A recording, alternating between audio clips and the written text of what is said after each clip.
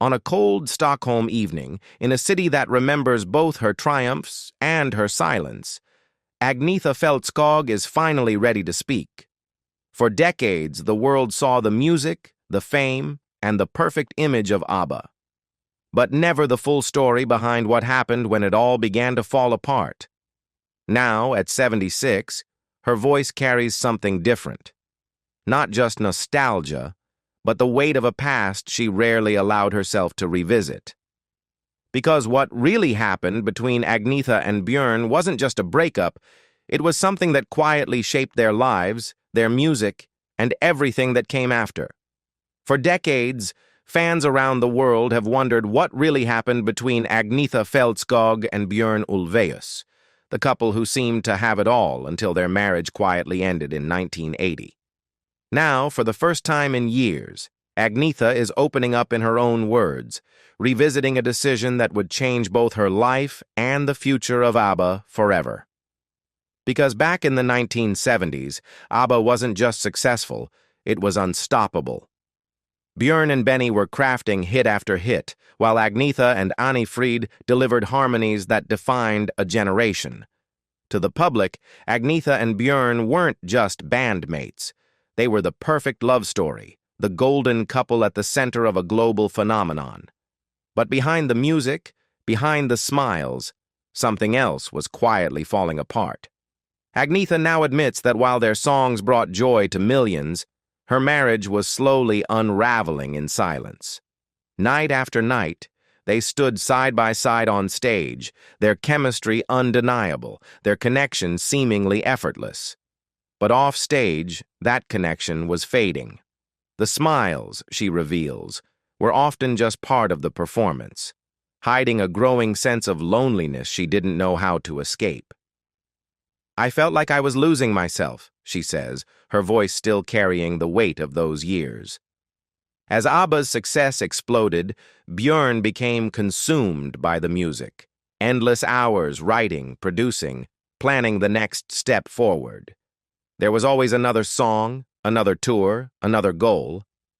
But in that relentless pursuit, Agnetha began to feel like there was no space left for their marriage. She was no longer just a performer. She was a mother, a wife, and a global star trying to hold everything together at once. The pressure didn't stop when the lights went down. It followed her everywhere. And while Bjorn seemed to thrive in that world, she found herself overwhelmed by it, quietly struggling to keep up. The man I fell in love with? He changed, she confesses. Once attentive and present, Bjorn slowly became distant, pulled deeper into a world she felt she could no longer reach. It was like he was slipping away into something I wasn't part of anymore. For Agnetha, the hardest part wasn't the fame. It was the feeling of becoming invisible to the person who once meant everything to her. Their lives, she says, became a carefully managed illusion. On stage, they were ABBA, perfect, united, unstoppable. But in private, they were drifting further apart with every passing year. I didn't just want a bandmate, she says quietly. I wanted a partner. And in the end, that was the one thing she realized she no longer had. But it felt like Bjorn was already married, just not to me. Behind the global success, behind the applause and the endless tours, Agnetha was quietly fighting battles no one could see. As a mother, the weight of being away from her children became almost unbearable. Days turned into weeks, weeks into months, as she traveled across continents, performing night after night. And even when she returned home, the peace she longed for never truly came. Her heart craved something simple, a quiet life, a sense of balance, a place where she could be both a mother and an artist without feeling constantly torn in two. But that world didn't exist anymore. Not with ABBA at its peak. Not with Bjorn chasing something bigger every day. For him, the music was everything. The next song, the next tour, the next success, it never stopped. And slowly, without either of them fully realizing it, that relentless drive began to take up all the space in their lives. Agnetha describes how loneliness didn't arrive all at once. It crept in quietly, almost invisibly. She was surrounded by thousands of fans, adored everywhere she went. Yet somehow, she had never felt more alone.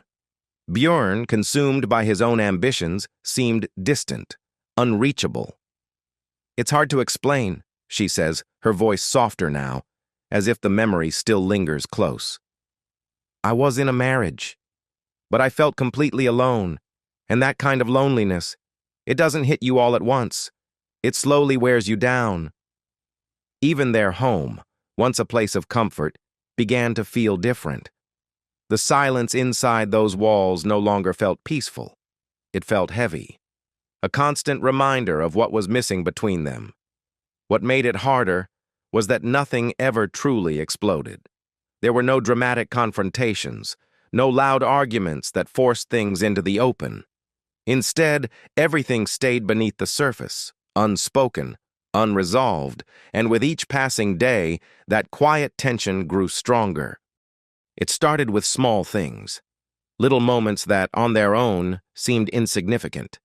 Bjorn brushing off her concerns, prioritizing work over everything else, needing control not just in the studio, but in their life together. Agnetha began to feel like she was disappearing, not just as a partner, but as a person. One night, she remembers, they finally had a rare moment alone. No tours, no cameras, no band, just the two of them. And for the first time in a long while, she allowed herself to be vulnerable. She opened up completely, telling him how overwhelmed she felt, how much she needed balance, how desperately she wanted things to change. But Bjorn didn't see it the same way. To him, they had to stay strong for the band, for the success, for everything they had built. And in that moment, her pain didn't seem to register the way she had hoped. "It felt like a slap," she says quietly. "Like what I was feeling didn't matter." That moment didn't end their marriage, but it changed something inside her. Because after years of putting herself second, after years of silence, of compromise, of trying to hold everything together, Agnetha realized something she could no longer ignore. This wasn't one big breaking moment. It was hundreds of small ones. And together, they finally became too much to carry. But over time, one truth became impossible for her to ignore. Her happiness, and even her sense of self, had been quietly slipping away. "I remember waking up one morning and just feeling empty," she says, her voice barely above a whisper, as if the memory still lingers somewhere close. She looked at herself in the mirror and didn't recognize the woman staring back. This was someone who had given everything, her love, her energy, her identity, to a relationship that no longer gave anything in return. It was a painful realization, but it was also the moment everything became clear. She could no longer continue living as a shadow of herself. The decision to leave wasn't sudden. It was agonizing. Because walking away didn't just mean ending a marriage. It meant shattering an image the world had believed in for years. To millions of fans, ABBA wasn't just a band. It was a symbol of unity, of love, of something perfect. And she knew that once the truth came out, that illusion would never be the same again. "It wasn't easy," she admits, her voice heavy with everything that came before. "But I realized, if I stayed, I would lose myself completely." And so, in 1980, the announcement came. Their divorce didn't just mark the end of a relationship, it sent shockwaves through the world and quietly changed the dynamic of ABBA forever. But for Agnetha, leaving Bjorn wasn't an ending. It was the beginning of something far more uncertain. Because once the image was gone, there was nothing left to hide behind. Free from the expectations, the spotlight, and the role she had been playing for years, she stepped into a life that was suddenly unfamiliar.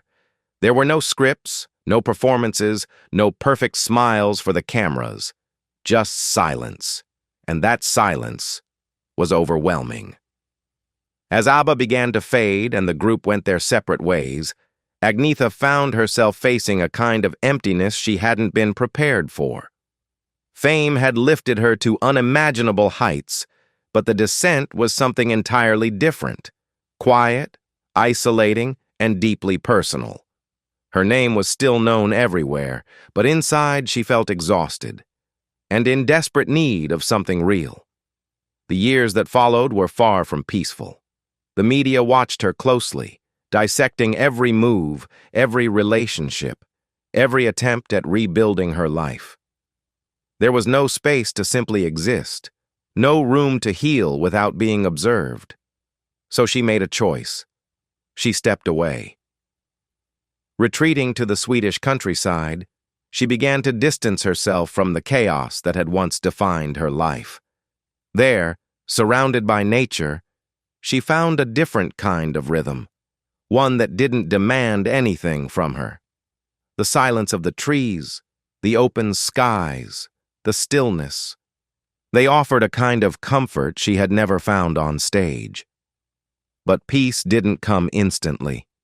Even in that quiet, the past followed her.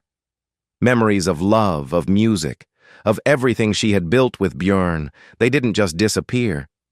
They lingered, woven into every part of her life. I needed to understand who I was. Without Abba, and without Bjorn, she reflects. And that journey wasn't easy. There were moments when she questioned everything, when she wondered if walking away had been the right choice, if the life she left behind could have somehow been saved. But deep down, she knew the truth she had discovered that morning in the mirror.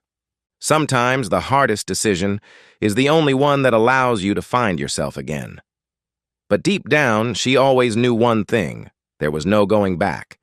Not to a life that had slowly drained her, not to a version of herself that had nearly disappeared. So she began again. Slowly. Quietly. Piece by piece. Rebuilding herself wasn't something that happened overnight. It took years. Years of learning how to exist without the noise, without the expectations, without the constant need to be everything for everyone else. But with time, something began to return. Her sense of self, the part of her she thought she had lost. And she found her way back through music. Her solo work became more than just a continuation of her career. It became a reflection of her life.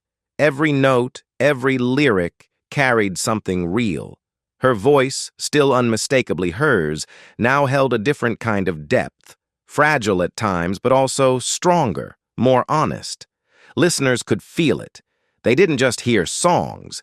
They heard a woman rebuilding herself, confronting her past, and slowly finding peace.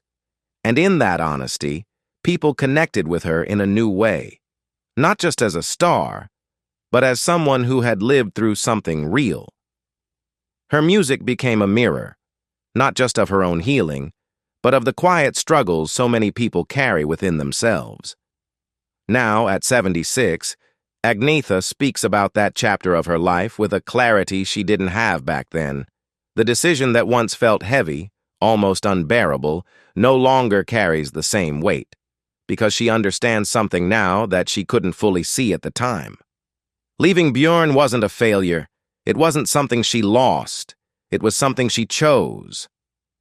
It wasn't just about leaving him, she says, her voice steady, no longer uncertain.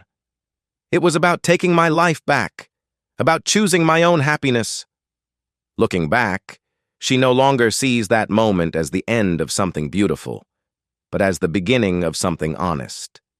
A step out of a life that no longer fit, and into one that finally belonged to her. In the quiet of her later years, Agnetha has found something she once searched for, but could never quite reach: clarity. Not the kind that comes easily, but the kind that's earned through years of doubt, pain, and reflection. She doesn't carry bitterness, only understanding.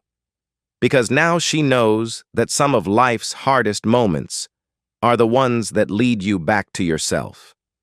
And when she speaks today, there's a quiet strength behind her words, a message shaped by everything she's been through. Don't lose yourself for someone else's dream, she says, her voice calm but unwavering. "It took me a long time to understand that. But sometimes, the bravest thing you can do is choose yourself." To most ABBA fans, "The Winner Takes It All" has always felt like the ultimate breakup song, raw, emotional, and painfully honest. But what many people don't realize is just how real that emotion actually was. The song wasn't just inspired by heartbreak, it came directly from what the band was living through at the time. In the documentary ABBA Against the Odds, which takes viewers back to 1980, the story behind the song reveals a much deeper layer. This wasn't just another hit, it was something the band had to feel every time they performed it. Bjorn Ulvaeus explains that for him, everything always started with the song. He believed great music came from real human experience, from deep, complicated emotions. Writing lyrics, he says, was like standing somewhere between poetry and melody, where feelings could turn into images and moments that people could truly connect with. When Bjorn first brought the lyrics for "The Winner Takes It All" into the studio, the reaction was immediate. Everyone felt it. But that connection wasn't accidental. At the time, Bjorn had just gone through his divorce from Agnetha Faltskog after 7 years of marriage and 2 children together. For Agnetha, recording the song was deeply personal. She has said that she poured everything into it, her emotions, her experiences, and the reality of what she was going through. And Bjorn himself later admitted that divorce is never easy, and that period of his life was constantly on his mind. Still, he made one thing clear. There was no real winner in their story. The song went on to become one of ABBA's biggest hits, featured on their 1980 album Super Trooper. But behind the success, things within the band were beginning to shift. Around the same time, another relationship was falling apart. Annie Fried Lyngstad and Benny Andersson were also heading towards separation. As Frida later reflected, it wasn't just about music anymore. It was about love, about shared lives, about everything the 4 of them had built together. And that's what made it so powerful and so difficult. Even though the band remained professional, performing the song eventually became emotionally heavy. Agnetha recalled that something changed. It no longer felt like just music. There was a sadness in the room, something unspoken but impossible to ignore. Bjorn described that period as both explosive and creative, but also something that couldn't last forever. By 1982, ABBA had officially gone their separate ways. For Agnetha, continuing had simply become too difficult. And yet, decades later, in 2022, the 4 members stood together once again for a rare public appearance, celebrating their album Voyage, their first release in 40 years.